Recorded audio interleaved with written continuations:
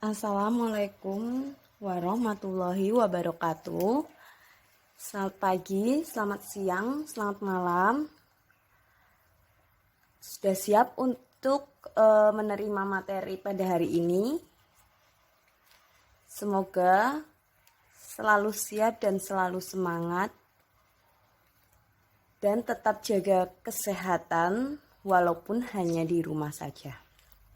Oke, untuk pertemuan kali ini Ibu akan membahas mengenai pengaruh pajak dan subsidi terhadap keseimbangan pasar.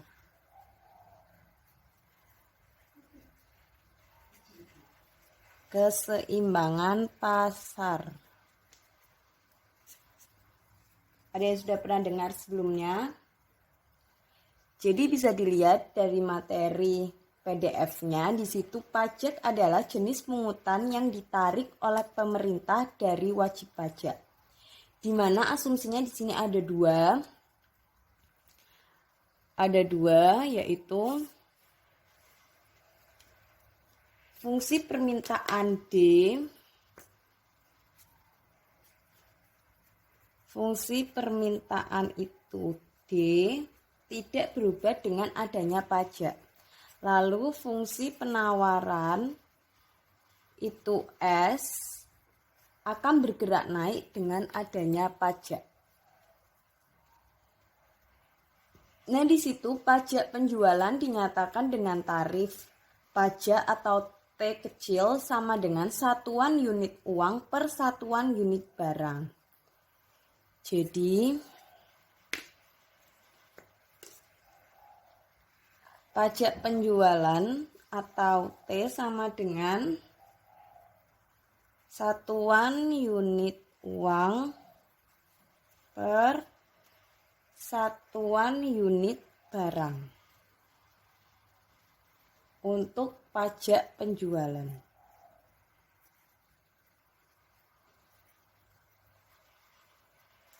Pengaruh pajak terhadap keseimbangan harga atau kuantitas di pasar dapat dilihat pada tabel di samping.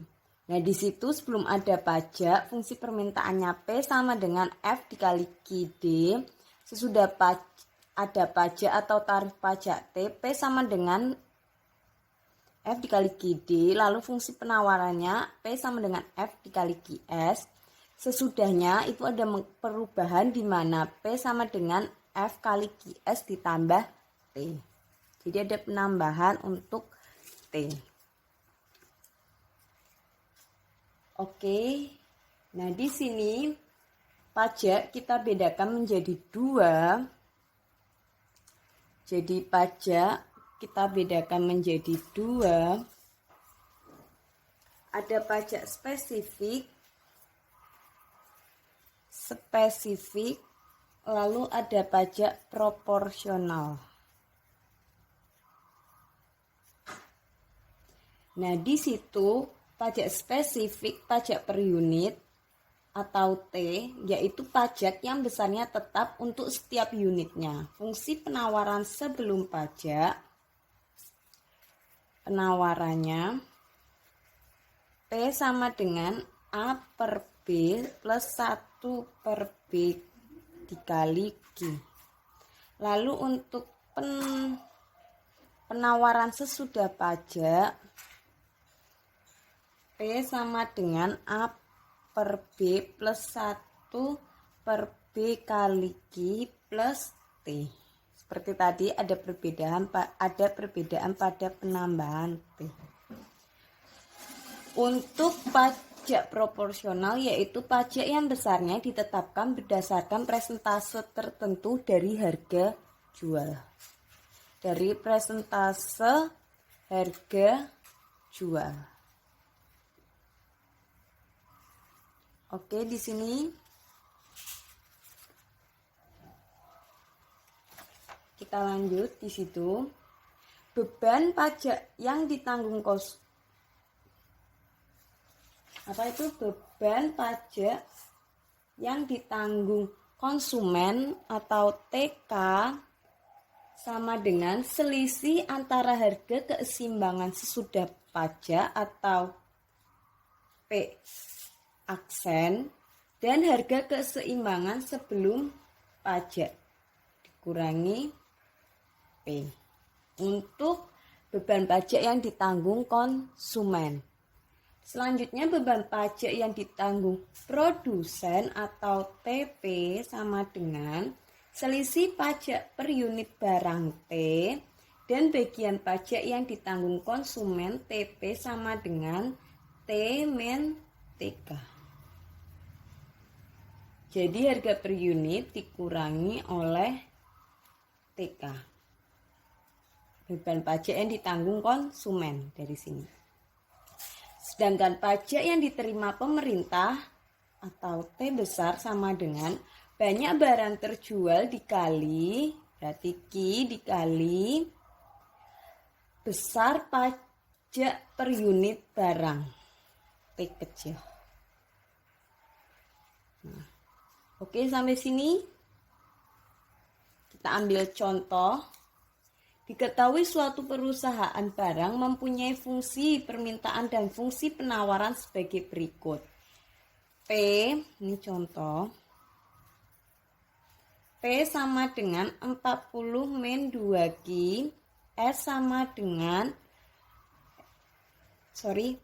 P lagi sama dengan Q min 5. Ini untuk D-nya, ini untuk S-nya.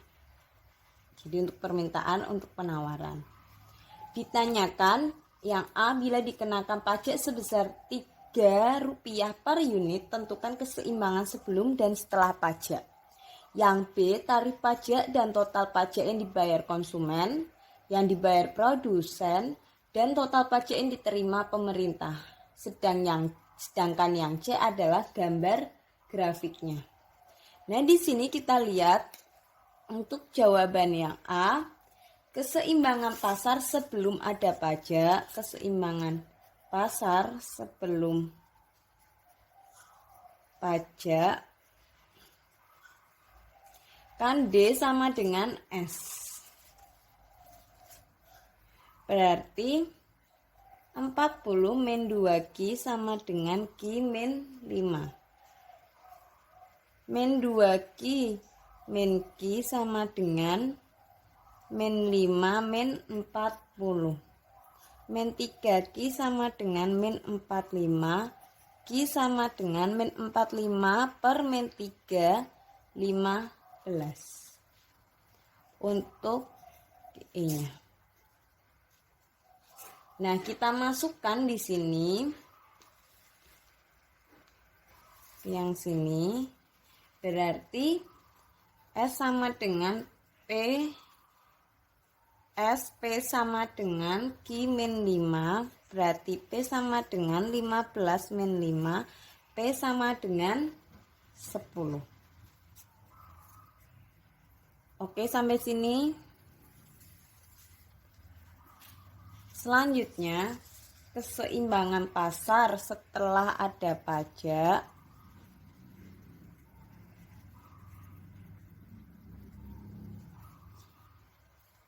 S sama dengan S aksen P plus T, di mana P sama dengan Q min 5 plus T-nya berapa tadi? Rp3. Lalu P sama dengan Q min 2. Kita masukkan D sama dengan S aksen. 40 min 2Q sama dengan Q min 2. Min 2Q min Q sama dengan min 2 min 40. Min 3Q sama dengan min 42. Q sama dengan 14. QE sama dengan 14. Nah, kita masukkan yang ini. P sama dengan Q min 2. Berarti P sama dengan 14 min 2, PE sama dengan 12. Ini yang setelah pajak, ini yang sebelum pajak. Ini yang setelah pajak. Oke, sampai sini.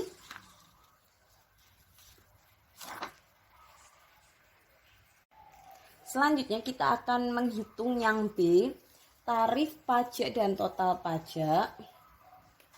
Tarif pajak yang dikenakan oleh pemerintah kepada produsen itu tadi ada 3.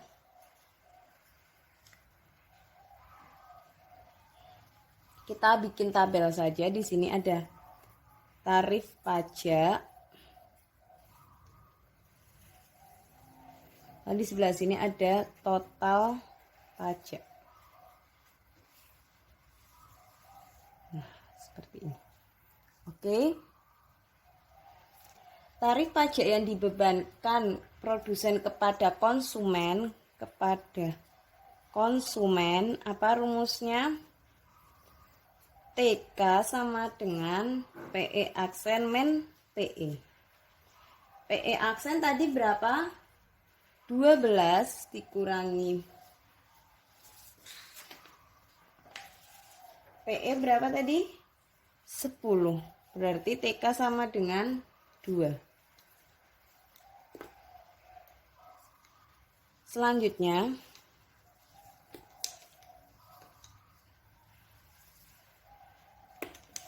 tarif pajak yang ditanggung produsen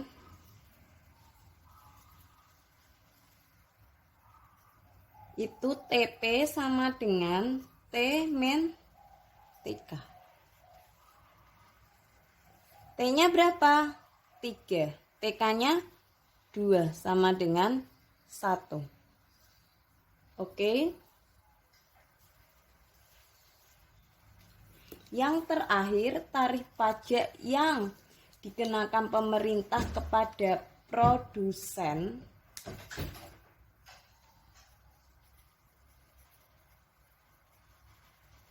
apa rumusnya tadi?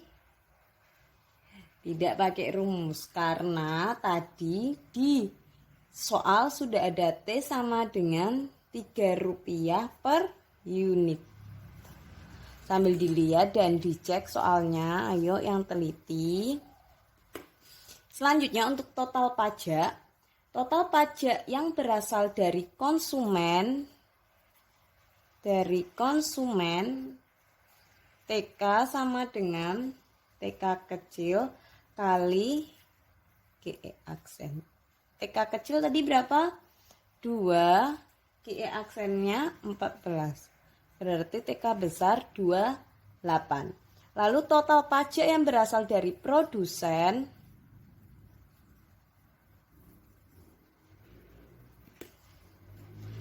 TP sama dengan TP kecil dikali GI aksen. Berarti TP tadi berapa TP-nya? Nih 1 dikali GE aksennya 14. Hasilnya 14. Lalu total pajak yang diterima pemerintah T besar sama dengan T kecil kali GE aksen. T kecil tadi berapa? 3 nih dikali GE aksen 14. Hasilnya 42. Oke, sampai sini untuk soal B.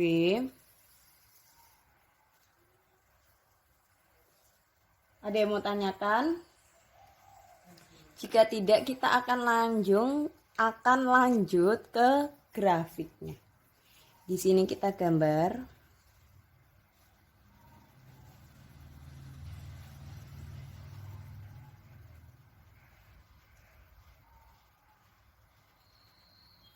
Silakan digambar dulu.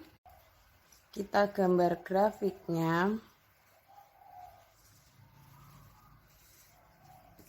Jadi 0, 5, 10, 15, 20. 5, 10. Nah, di sini 15,10 berarti di sini. Selanjutnya ada 14,12. 14 di sini. 12 ya di sini. Nah,